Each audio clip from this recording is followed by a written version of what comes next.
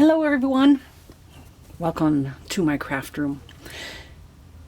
It's been a while since I've done a video. Yes, look, wow, Deb's doing another video. What's it been, like 2 months since I've done one, huh? Yes, it has. I'm doing a share, a altered little golden book that I have in my Etsy shop right now. Should have done this a long time ago, but I guess now's as good a time as any. So it's a 1984 Bambi little golden book. About 2-inch spine, 2 signatures. Has lace front and back. Has 2 layers of cardstock underneath with scalloped edge. I'm going to try to look at the camera as I'm doing this at the same time. Decorative buttons that all resemble each other. Has a detachable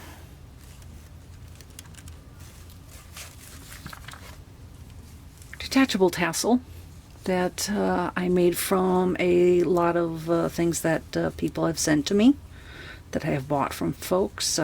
We have some sari materials from my sister in India. Hope I keep this in the camera. Some fabrics from friends, rickrack from a friend of mine that loves rickrack. Got big beads, little beads,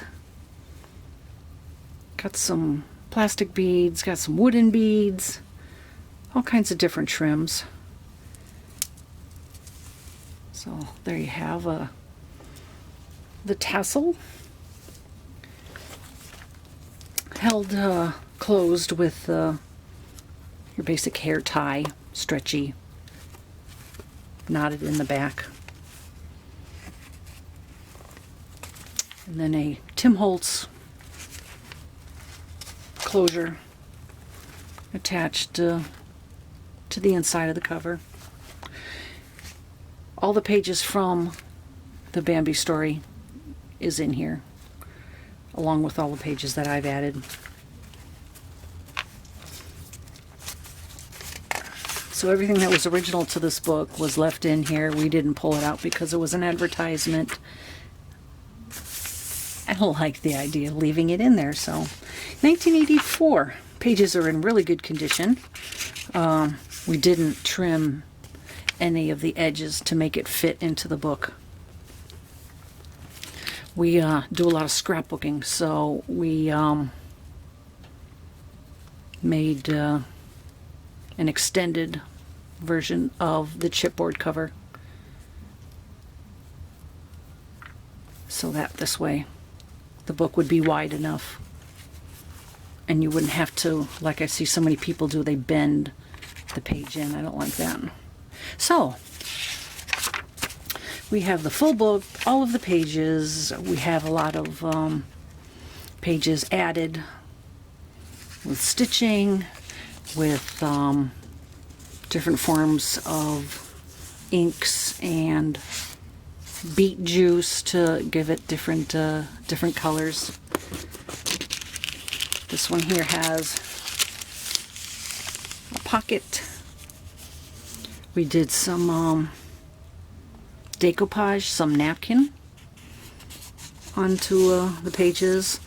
A lot of the sewing, we left the strings because over the years we have come to like seeing the strings. So yes, I was one of the people in the very beginning that didn't like strings, but I do now. So we have some other children's stories put in here. So we have pockets, we have tuck spots, we have made little books for writing. Pages were coffee dyed. A lot of coffee dyed pages. We have fabric for some little tip-ins, the doilies. I think I got my envelopes from Jessica. Tags with little stamped images.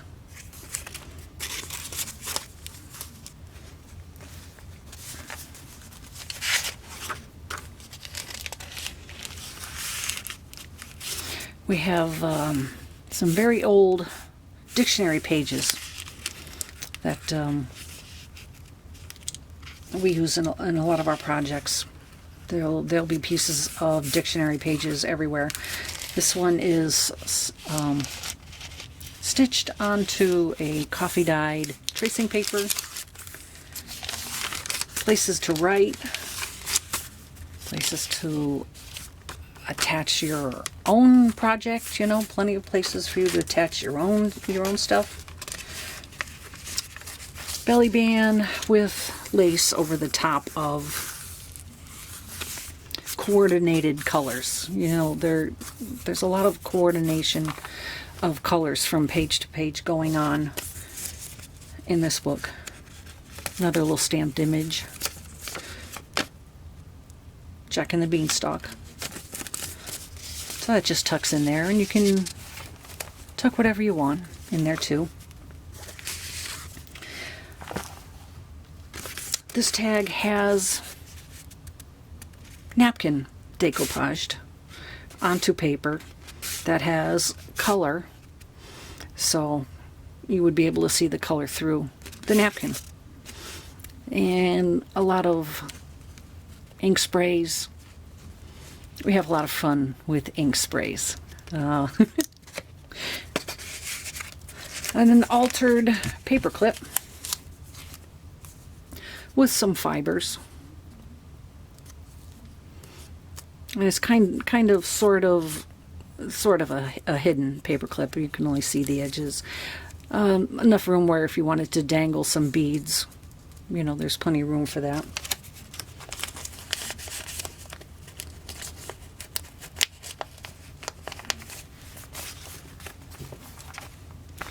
So you have kind of sort of covered so you don't see the whole paper clip.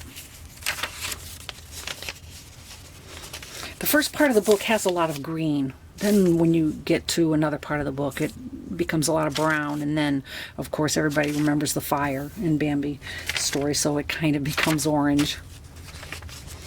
The center of the first signature are flat back colors. Glued them together with the string in the middle.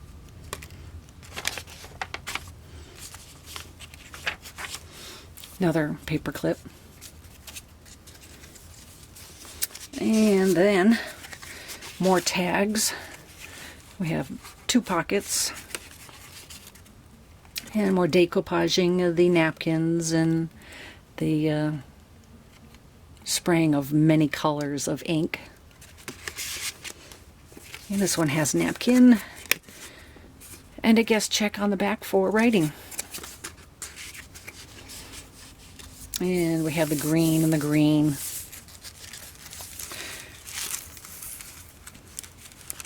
Put a hole with a, yeah, that little metal thing. The little metal thing in the corner, yeah, so we could dangle some beads, coordinating the green color. And of course that can come off. And glassing bag, very tall bag, a very tall tag. You can write on the back.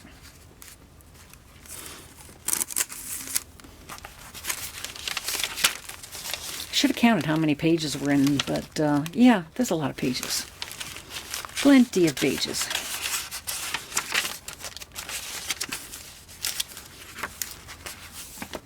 Another envelope. So it's kind of a hidden writing space envelope. And it's attached to coffee-dyed tracing paper. More children's book pages. Getting to the end of the first signature, have a pocket. We had some matte pages from a scrapbook, so we used a bunch of those pages in here, stitched them, left the strings hanging.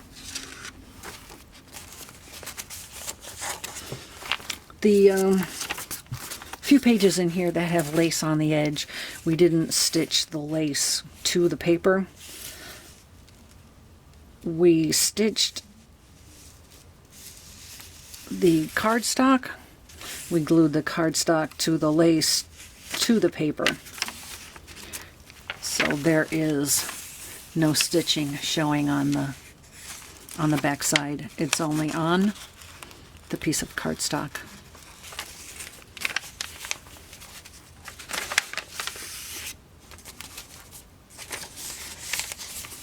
And the pages are all in good condition, you know, they're not all ripped and wrote on or crayons or... So this is where the first signature ends. We start becoming blue. So this is the second signature. And more children's book pages. And these children's book pages are really old. You can tell just by looking at the color. You compare this brown to a white piece of paper that was coffee stained, and it doesn't even become as brown as these really old book pages. This is a 1970 children's story.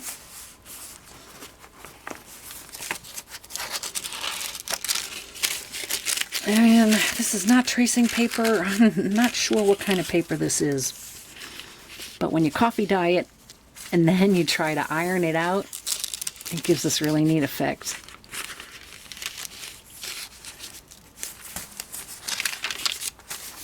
More coffee dye paper. I think we ran this through the photocopy machine. This is cardstock, but then we photocopied some line paper to the back of it. And this was a really cute page to put in the book because of all the blue. It fit in nice with the story.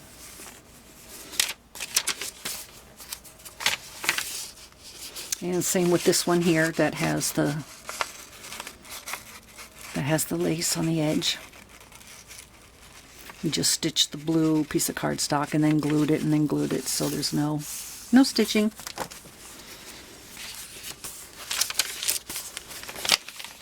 This was a pretty nice effect. We used some brown stain. I think it was Tim Holtz. Gave a nice effect on this page. I really liked how that turned out. And then we took some washi tape and we put glue down so that the washi tape would stay. I don't know if you can see, we sprayed it with some gold inks too.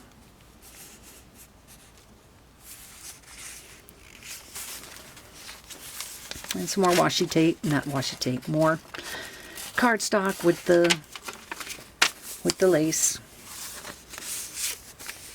And some fabric for a pocket and a piece of lace glued down. Lots of tags, lots of places to write on the back of tags. And this one was just Franken paper type of stitching a bunch of, not stitching, gluing a bunch of different materials onto an alteration tag. So we altered an alteration tag on that one. In the center of this signature,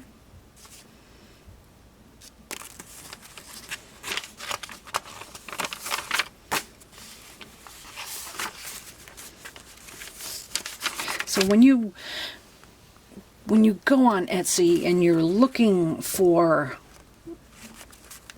something to buy for somebody, look at not only what the price is, but the construction of the books, what they use in the books, how everything is placed. You know, it's you don't just throw a bunch of papers into a book and then just say, oh, I'm going to charge this much money. You have to devote some time and energy into doing it and doing it right. Another little cute tag. And this is cardstock on the inside and then on the edge, so that when you're putting something in here, you're not going up against material. It gives a little bit more strength. I've had people who have bought from me before, and they have come back and bought from me again. And I think that's the greatest compliment anybody who has an Etsy shop can get. That absolutely warms your heart that somebody would come back and buy something from you again.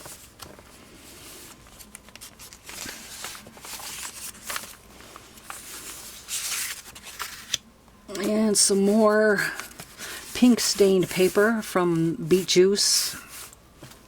Who knew? Who knew you could make your... Oops. Who knew you could make your paper pink from beet juice? And then, of course, I am a big fan of decoupaging napkins. So we